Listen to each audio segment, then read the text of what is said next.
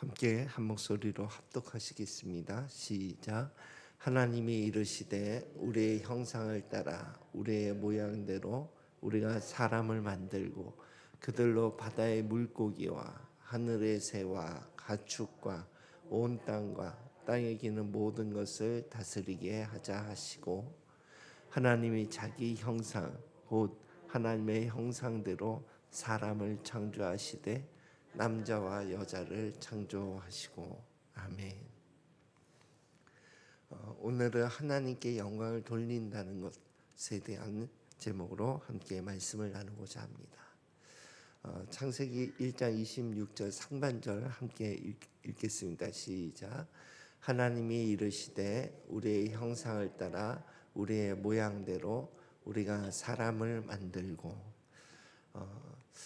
우리가 하나님께 영광을 돌린다 하는 말을 많이 듣고 많이 하는데, 하나님께 영광을 돌린다는 정확한 우리 삶 가운데서 적용하는 의미를 잘 모르고 이 말을 사용할 때가 많은 것 같아요. 그런데 하나님께 영광을 돌린다는 것은 하나님으로부터 온 영광을 내가 드러낸다, 이런 뜻을 가지고 있는 거예요.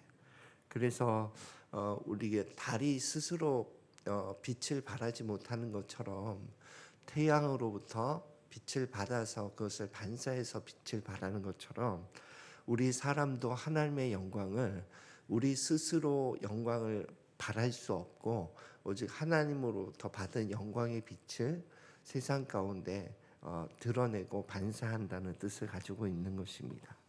그러면 그 하나님의 영광이 그 내용이 무엇인가 하는 것을 보았을 때 성경 창세기에서는 하나님의 형상과 모양이 드러날 때 하나님의 영광이 드러난다고 말하고 있는 거예요. 그래서 먼저 하나님의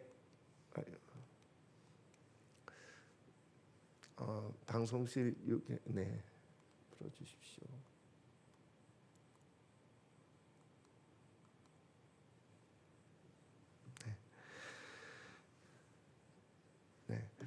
하나님의 형상을 따라라고 하는 그 형상은 히브리어로 살렘이라고 하는 단어를 쓰고 있는데, 그것이 골로새서에서는 이렇게 해석하고 있습니다. 함께 한번 읽어보겠습니다. 시작.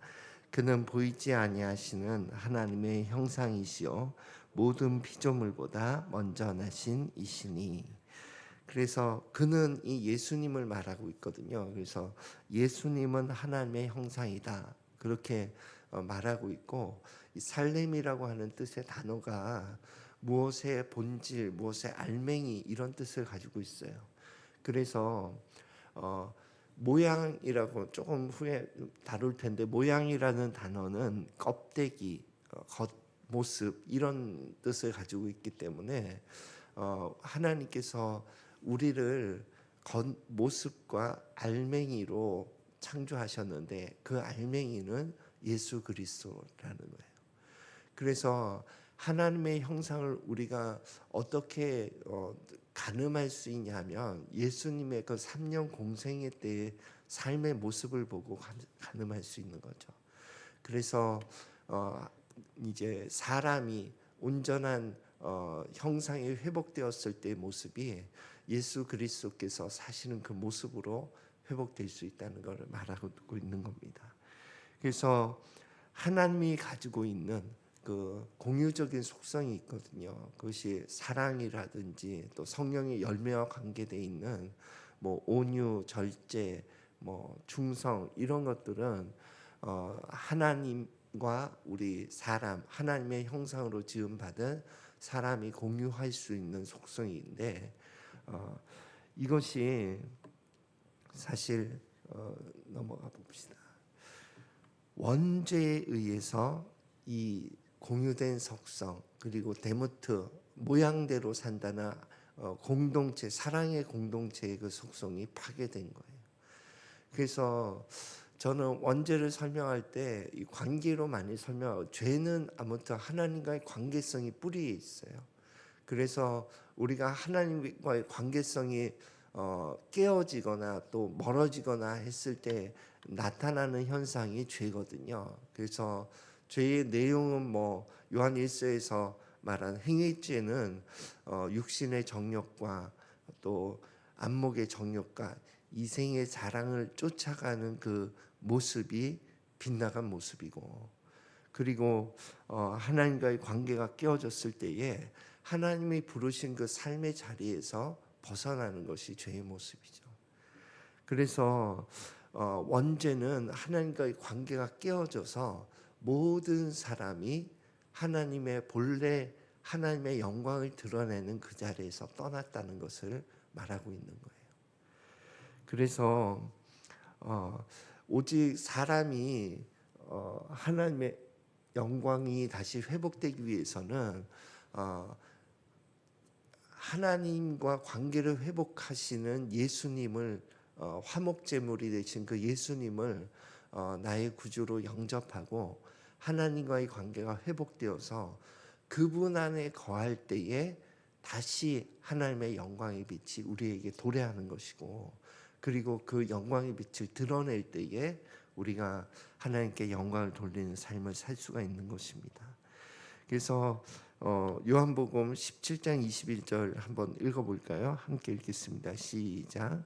내게 주신 영광을 내가 그들에게 주었사오니 이는 우리가 하나가 된 것 같이 그들도 하나가 되게 하려 하심이니라.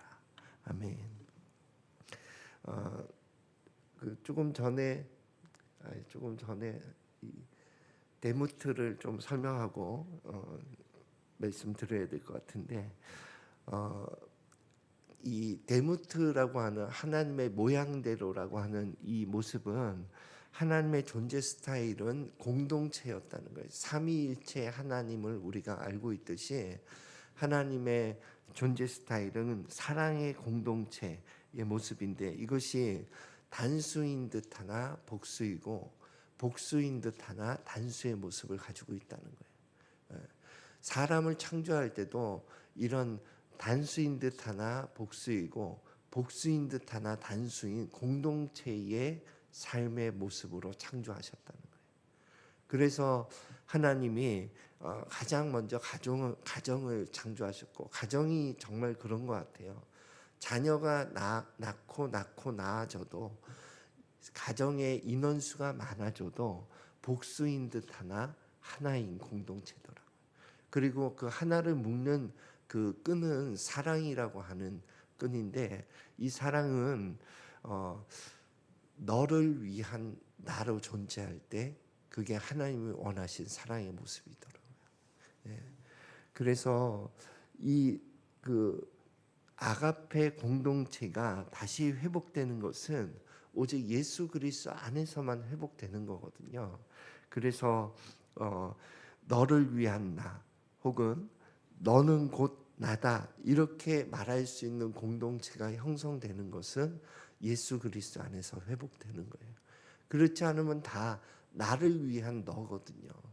그래서 이 나를 위하여라고 하는 이 죄성을 주의 깊게 잘 살피면서 신앙생활 해야 하는 것 같습니다. 그래서 저는 하나님께 영광을 돌린다는 것은 참된 예배자로 살아갈 때 하나님께 영광을 돌리는 삶이라고 생각해요.